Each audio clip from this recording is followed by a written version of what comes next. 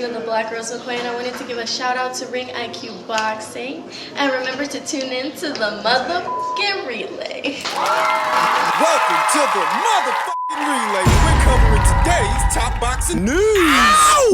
I don't really say much, but when I talk, motherfuckers better listen. Pay attention to me. Devin Haney, your father done said something, and he might have got you in some shit, dog. 35, I'm coming. Lil Ryan Garcia, shorty, you can get your little ass beat too. You know what I'm saying? Tank, what's up, y'all? Like, come see. Matter of fact, come follow me. Let me show y'all something.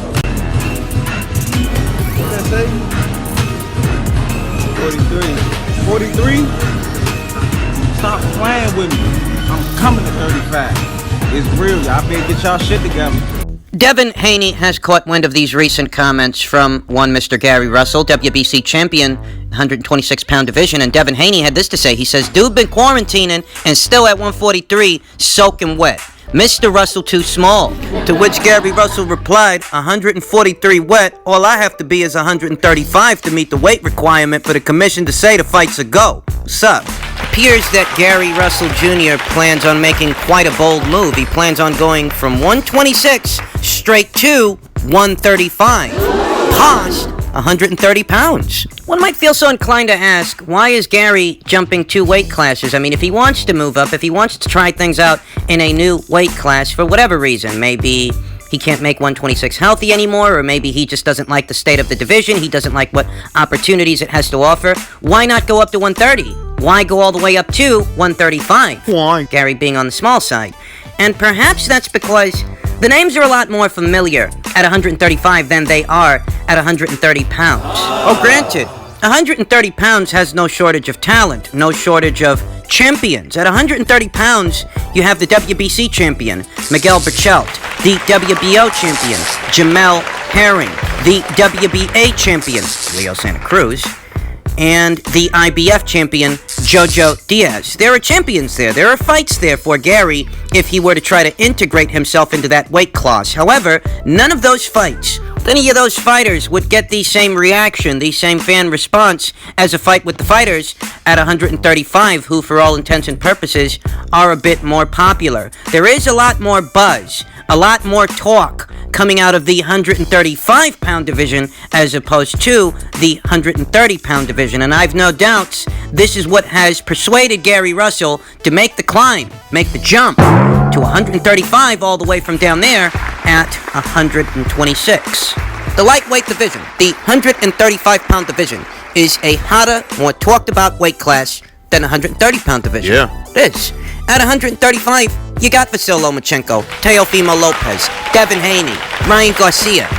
And for Gary Russell Jr., a fight with any one of those fighters would likely get him more attention than a fight with any of those fighters at 130 pounds, save Leo Santa Cruz, but we all know Leo Santa Cruz isn't about to fight Gary. He's about to fight Gervonta Davis once boxing resumes. Thus, a climb to 130, while it might make sense from a nuts and bolts kind of perspective, in a marquee value kind of perspective, the climb to 135 makes a little bit more sense. And that might actually get Gary more attention than a climb to 130. It's a bigger jump. Because people are going to wonder if Gary's got what it takes to compete with the big boys up there at 135. That lends a level of intrigue to Gary Russell's fights moving forward, provided that when boxing resumes, he debuts in the lightweight division. It then becomes a question of, we know how good Gary is at 126, but 2 divisions up at 135. Is he really cut out to compete up there with those guys in the lightweight division? Does he have the adequate physical dimensions For lightweight. to establish himself at 135? I don't know. Because he would be effectively skipping past an entire weight class that he might be more adequately suited to campaign in at 130, as opposed to a big jump like that to 135. And Gary's no spring chicken. This guy's in his early 30s, this guy don't got all the upside of a Devin Haney or a Ryan Garcia or a Teofimo Lopez, to where their bodies are still growing and they haven't even peaked yet. Gary, he's more or less already there, He's 31. What does a climb upstairs do to his punching power, his punch resistance? What does a climb upstairs do to his speed with all the added weight he will be putting on? You know, what effect does all of this have on the fighter we've already become familiar with and now must refamiliarize ourselves with in the lightweight division? What does this climb do to Gary Russel's quality as a fighter? Because make no mistake, going up in weight is no fucking joke. Just ask Jose Pedraza when he tried to go to 140, and just ask Jorge Linares when he tried to go to 140. These were elite level guys at the lower weights, but at 140 it became very clear very fast that those guys don't belong up there. And that could happen to Gary, because Gary, unlike those fighters, he's not going up one weight class. He's going up 2 weight classes. You know, when Jorge and Jose, when they went up to 140, they went up to 140 from 135. Gary's jumping up 2 divisions. He's jumping up 2 weight classes. Effectively daring to be great. Though I think that Gary's dare will be a lot more gradual than what we saw from Kell Brook, Amir Khan, Guillermo Rigondeaux, Them too.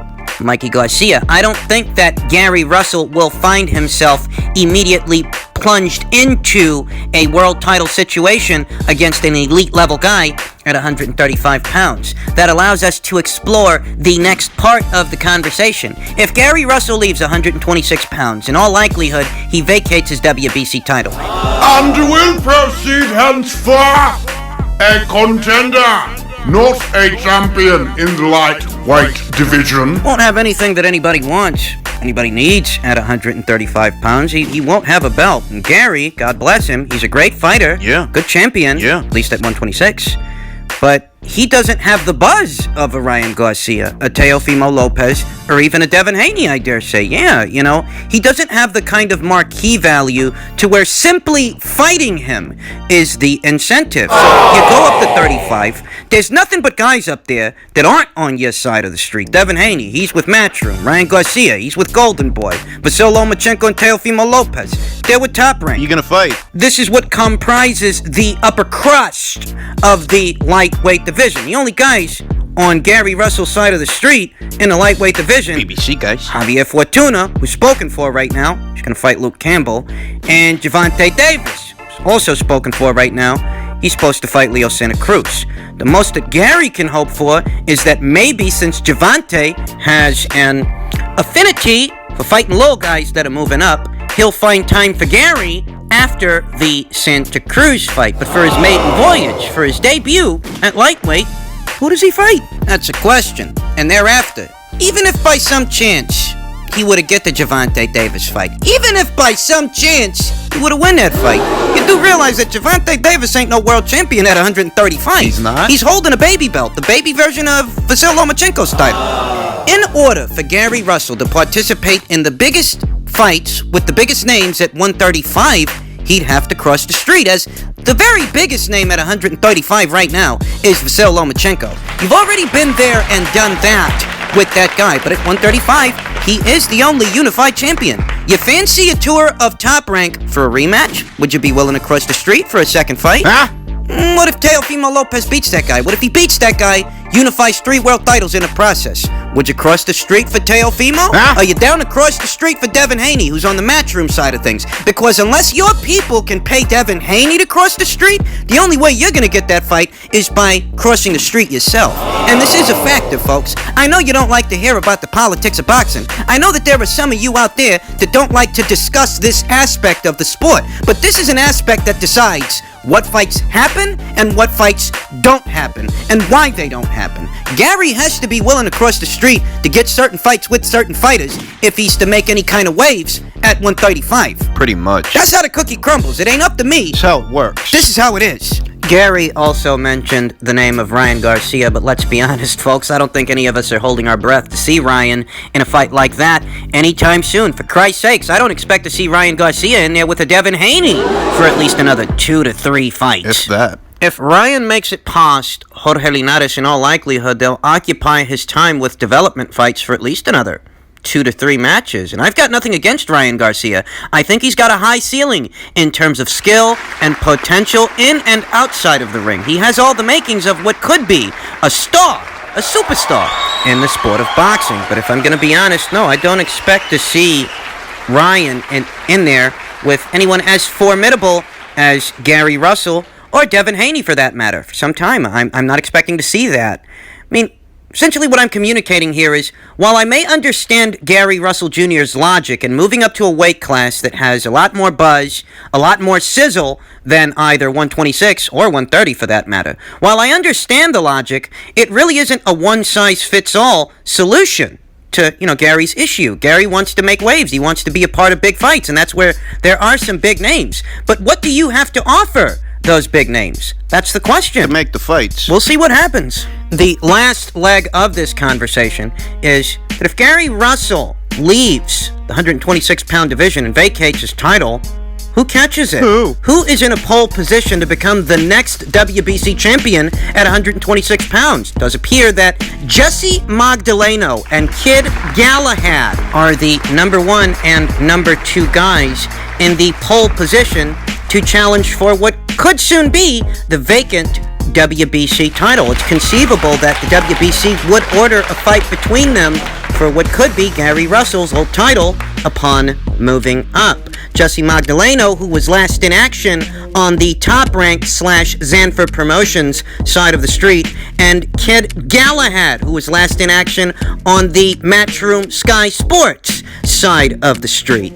Both guys happen to be top 10 fighters at the weight. Both guys have only one professional loss on their records. A fight between them could easily be made, given the landscape, given the circumstances. If anything, Gary Russell leaving the featherweight division could result in more unification matches, depending on where that belt lands. If it lands on the top-ranked side of the street, for example, it's that much easier to make a fight between Shakur Stevenson and the winner of what could be Magdaleno versus Galahad. This would afford Shakur Stevenson the opportunity to add a second world title and a very notoriable scalp to his collection. Now, if the green belt, by some chance, should land on the Matchroom side of things, well, that would afford the winner of Warrington versus Kansu the opportunity to add a third world title to his collection, whether it's Warrington that wins the fight or Kansu who wins the fight. I mean, what's been holding up unification matches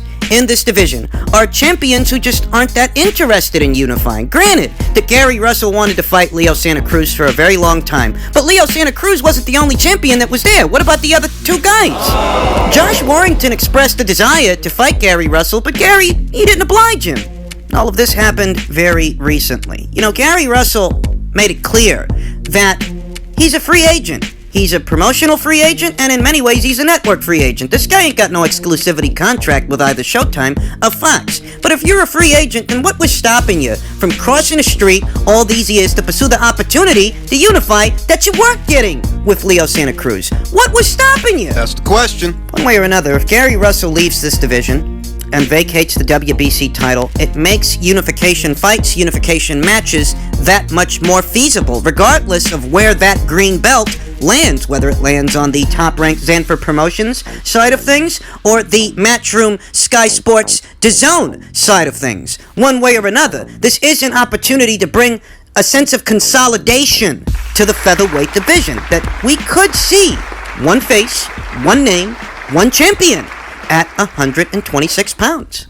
And finally, in super middleweight news, WBA champion Callum Smith had this to say. He said, "Jacobs makes the most sense if I can't get a unification fight." He was quoted as saying, "That's a good fight. That's a very good fight. But watching it, it sounds like he, Daniel Jacobs, wants more fight at the weight before fighting me." Whenever the time is right for their fight, Jacobs is open to facing Liverpool's Smith in England. It's a massive fight, Smith said. I've got a lot of respect for Danny. He's a big name. He's a good fighter inside the ring. Outside the ring, he seems like a gentleman. He's a good fighter, a former 2-time champion. I believe I'm the best in the world at 168, and I beat anyone in the division. He's got a big profile in the States and in the UK, so it's definitely a fight where if I can't get a fight with another champion, a unification fight, it's probably the fight that makes sense more than any other one. The 33-year-old Jacobs believes he'd be the biggest test of Smith's career. "I love that fight," Jacobs told Hearn. "I think Smith hasn't truly been tested yet, especially against a top-notch world-level fighter. I'm not sure if it's been hard for him to get fights at that level, but his last fight with Ryder, if I'm not mistaken, was a very close, tricky fight." You guys, you know how I feel about the fucking thing. If Daniel Jacobs wants one more fight before challenging a champion at the weight, I recommend John Ryder. He's a solid 168-pound fighter. He's tricky, just like Daniel Jacobs said. He's a good litmus test in all the ways that Julio Cesar Chavez Jr. wasn't a good litmus test, because Julio Cesar Chavez Jr. decided to go home early. I guess he forgot. People have come here to see you fight, that they paid to see you fight, and Julio had other plans. I think that John makes a lot of sense for Danny, and I think that a fight like that makes a lot of sense in what could be, what should be, Smith versus Saunders. That if Danny's not ready to fight you right away, what's stopping you from fighting Billy Joe Saunders, Callum? The news seems to be that Saunders' crack at Canelo Alvarez has all but fizzled out, and given the COVID pandemic and how it's affecting boxing's schedule, well, Canelo might very well fight Gennady Golovkin for a third time and skip Billy, and if it happens that way, that opens up Billy's dance card. So what's stopping Billy from fighting Callum, and what's stopping Callum from fighting Billy? You can have Daniel Jacobs fight on the undercard of that fight, whether it's against John Ryder or Rocky Fielding. Maybe you can get Jürgen Brähmer on the phone, Fedor Chudinov, one of these solid guys in the super middleweight division, to give Danny that chance to fully acclimate to this weight and all the ways he was deprived of in the Chavez fight. I think that makes a lot of sense. I think that makes the most sense. And when it comes to Daniel Jacobs' comments about Callum Smith, there might have been some truth to that. Callum Smith became a champion by knocking out George Groves. And George Groves was a great scalp, great fighter, no doubt about it. One of the better guys in the super middleweight division at that time. The thing is, though, that George was coming off an injury, wasn't he? Yeah, he was. He injured his shoulder in a fight right before that, the semifinal before the final, the Chris Eubank Jr. fight. George Groves, he did go into the Callum Smith fight coming off an injury. And you think about how that fight has aged, that victory has aged for Callum. It's not like George Groves went on to do anything after that would amplify that victory's credibility. Right after that, George Groves retired. So that tells you what state of his career he was in at the time that he fought Callum Smith. That, as odd as it might sound, Callum Smith still has unanswered questions, in spite of him being the WBA and Ring Magazine champion. That you fought George Groves, and George Groves was a good fighter. He was a champion. But he really wasn't the best version of himself going into that fight, now was he? Once boxing resumes, it's about time for Callum Smith to add more to his legacy, more scalps to his pro record. Yes, it is. Because in hindsight, beating that version of George Groves, that doesn't exactly make you the most proven guy at the weight, does it? Yeah, it is debatable. I think that either Smith versus Saunders or Smith versus Jacobs should be the first order of business. For Callum.